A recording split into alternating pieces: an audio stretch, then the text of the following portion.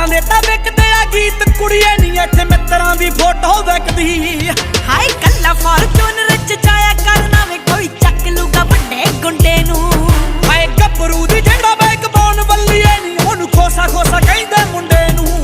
ਆ ਧਰਮਪੁਰ ਪਿੰਡ ਦੀ ਮਢੀਰ ਵੈਲੀ ਆਵੇ ਕਹਿੰਦੇ ਸਿਰ ਸੁਰ ਪਾੜੇ ਜਾਂ